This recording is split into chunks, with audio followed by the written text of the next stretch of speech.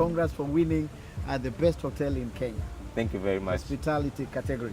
Thank you very, very much. Did you expect that? We've actually been working very hard with our teams, and when this nomination did come out, we were very, very hopeful, and I think we really put our fingers crossed. But I think the hard work eventually pays off with the kind of facility that we introduced, with the Aqua Park facility, the 2,500-seater convention center. So I think with all that effort and the fantastic service, and the #1 position on TripAdvisor, we were very hopeful that we will get it. You talked about the convention facility. How many people can it hold? It's actually a 2,500-seater convention center. Right. This particular property was built as the basis that we had seen at that point in time, that Mombasa was too focused on entirely on the tourism that was on leisure. So we decided that Mombasa needed to change, and that's why we decided to build a convention center.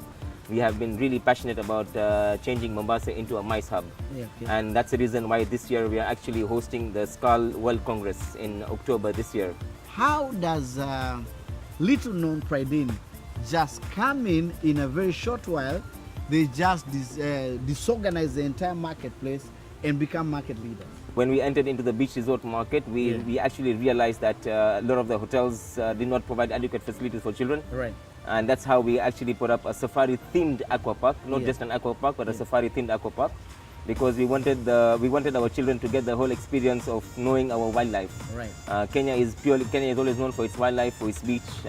It's known for its mountains, and that's the reason why if you go to an aqua park, you'll see all the various wildlife, and along with Mount Kenya. So it is more about an educational, and it is not just an aqua park. It is actually a facility where parents and children actually interact. So we didn't actually come in to really disrupt things. We only came in to fill an opportunity that we actually realized. Make things better. On the process, yes, we did disrupt things, which is right. But they say, competition is it's healthy. Always very healthy. We actually acquired Flamingo by PrideInn Beach Resort just a couple of days prior to election. I had the keen belief in our government, and I knew that things were going to be all well. Right. Now we identified and we saw this property. It's a 137-room property, spanning over 22 grand acres. And it's quite massive. And the whole reason why we got so interested in this particular property was, one, it's beautiful. It has one of the best beach. If you walk on the beach along outside Flamingo Beach Resort, you would see it's very white, soft, sandy powder beaches. Right. But apart from that, the huge ground spaces is what I saw the opportunities in. Where we realized that we could host very large-scale mega events.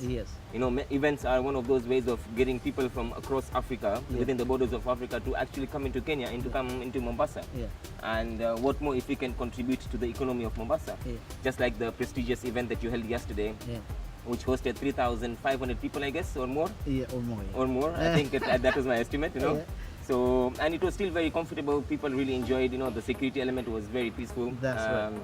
So this was one of the. This was exactly the reason why we actually invested in this property, so that we could position this property as a premium events destination property, and the rooms to actually facilitate those large events that we can hold. We are looking at trying to see how we can partner with various companies like yourselves to call in international celebrities to host, such shows. And even more so, other events that could be possibly held in Mombasa.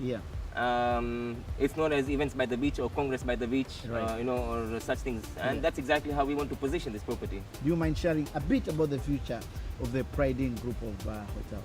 Our vision is actually to be the leading hospitality chain within East and Central Africa over the next 10 years. Wow. And our short-term vision is another 10 hotels over the next 3 years. In the various counties, in the various major counties within Kenya. All right.